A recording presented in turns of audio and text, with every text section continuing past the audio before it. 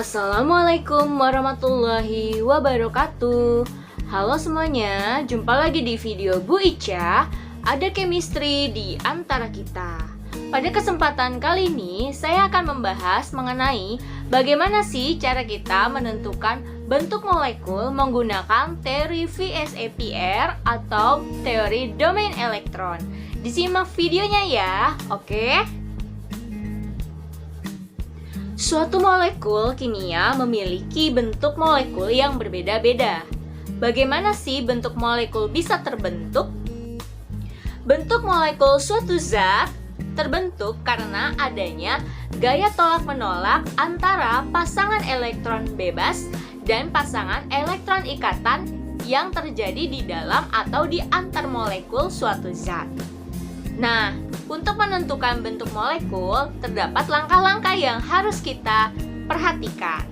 Sebelum itu, banyak sekali contoh-contoh bentuk molekul di sekitar kita. Ada yang linier, ada yang piramida trigonal, ada yang tetrahedral, dan lain sebagainya. Berikut akan saya tampilkan tabelnya ya. Silahkan disimak. Berikut ini adalah tabel bentuk molekul suatu zat yang diperoleh berdasarkan teori domain elektron atau berdasarkan jumlah pasangan elektron yang terlibat. Nah, tadi adalah macam-macam bentuk molekul. Untuk menentukan bentuk molekul, tadi saya katakan ada langkah-langkahnya, bukan?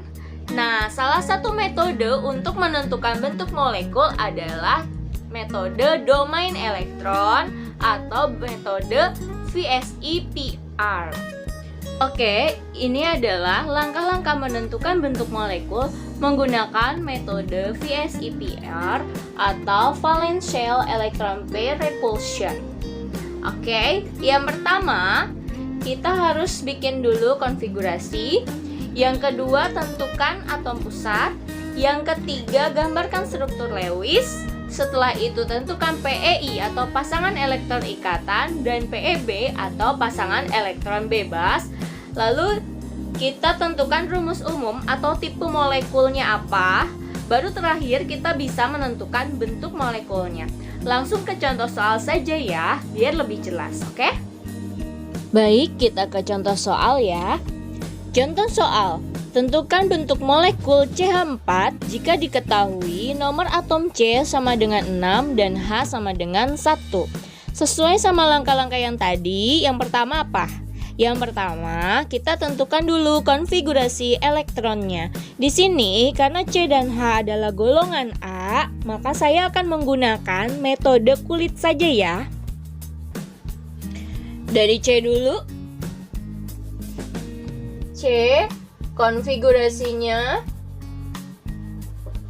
paket kulit ya. 2, 4, gitu kan? Evalnya berapa? Elektron valensinya atau elektron terluarnya sama dengan 4. Lalu ada H 1 ya nomor atomnya, maka konfigurasinya cukup 1 seperti ini. Evalnya juga sama dengan 1. Lalu langkah kedua, kita tentukan atom pusatnya. Kan tadi ini dia membentuk CH4 kan? Yang namanya atom pusat, yang namanya pusat ada satu atau ada banyak? Ada satu ya. Contohnya misalnya matahari pusat tata surya, nggak mungkin kan mataharinya banyak, satu aja udah panas. Nah di sini sama. Untuk pusat atom, atom pusat, maka hanya ada satu ya. Di sini CH4 yang ada satu C, maka atom pusatnya adalah C. Seperti itu ya. Setelah itu langkah selanjutnya apa coba tadi? Setelah itu kita tentukan Lewisnya ya. Jadi ada CH4, atom pusatnya C, berarti C akan dikelilingi oleh 4H ya. Lalu kita tinggal tulis elektron valensinya. C ada 4, 1, 2, 3, 4. H ada 1 ya. 1, 1, 1, 1. Seperti ini Lewisnya. Habis kita tentukan Lewisnya, kita tentukan PeI dan PeB.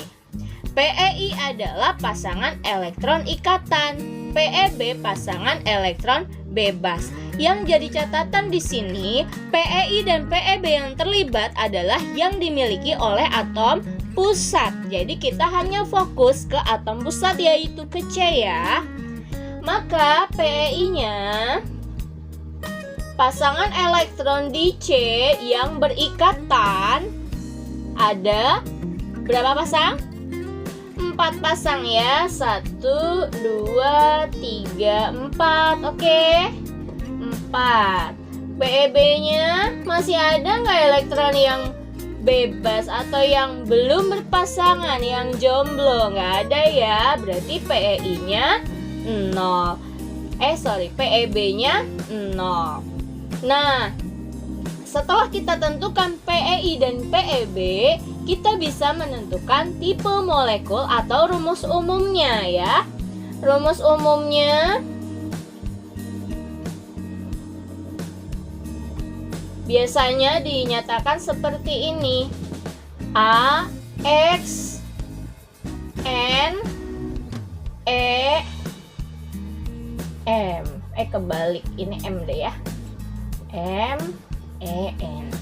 Di mana A ini atom pusat, X ini PeI, dan E ini PeB. Maka untuk CH4 rumusnya AX, PI-nya ada 4, berarti AX 4.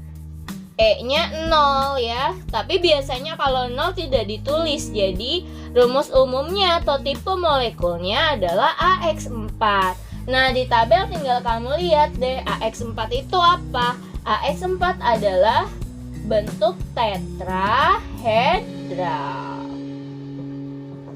Ya, jadi seperti ini ya cara kita menentukan rumus bentuk molekul. Baik, kita ke contoh soal selanjutnya. Tentukan bentuk molekul PF3 jika nomor atom P sama dengan 15 dan F sama dengan 9. Seperti biasa, kita langkah pertama tentukan konfigurasi P dan F ya. P285, F27. P evalnya sama dengan 5, F evalnya 7. Lalu kita tentukan atom pusatnya ya, karena di sini kebanyakan si F, berarti atom pusatnya P ya. Ini ya, PF3 ya.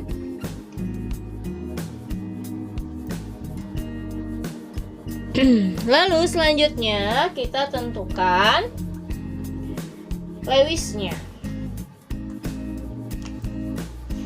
P dikelilingi oleh F ya. Ada 3 seperti ini.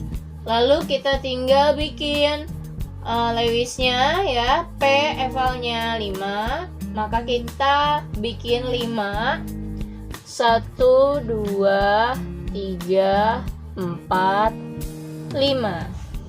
F7, maka kita buat 7. 1, 2, 3, 4, 5, 6, 7. 1, 2, 3, 4, 5, 6, 7. 1, 2, 3, 4, 5, 6, 7. Seperti ini ya. Setelah jadi Lewisnya, kita tentukan PeI-nya. PeI pasangan elektron yang berikatan. Kita bisa lihat di sini di Lewisnya ya, yang saling berikatan ada 1, 2, 3. Maka PeI-nya 3. PeB-nya pasangan elektron bebasnya di atom pusat hanya ada berapa nih? satu ya, satu pasang ya. Ingat pasangan ya, bukan dihitung per buah ya, tapi per pasang ya. Elektron selalu berpasangan ya. Kalau kamu gimana? Oke, kita lanjut. Rumus umumnya. Ya, rumus umumnya, maka dari PI dan PB kita tinggal tulis AX, karena PI-nya 3 berarti AX 3, E-nya 1 ya, PB-nya berarti E1. Atau biasanya kalau angka 1 tidak ditulis, cukup seperti ini saja, AX3E, tinggal dilihat di tabelnya. Kalau AX3E itu bentuk molekulnya apa? Bentuk molekulnya adalah apa coba? Betul, piramida segitiga atau segitiga piramida, sama aja ya. Piramida segitiga. Oke, seperti ini ya. Semoga bisa dipahami ya contoh soalnya. Oke, selesai video pembelajaran kita pada hari ini. Semoga ilmu yang saya sampaikan bermanfaat dan berguna buat semuanya. Jika ada yang ditanyakan, boleh ya di kolom komentar. Jangan lupa like dan subscribe-nya. Terima kasih. Assalamualaikum warahmatullahi wabarakatuh.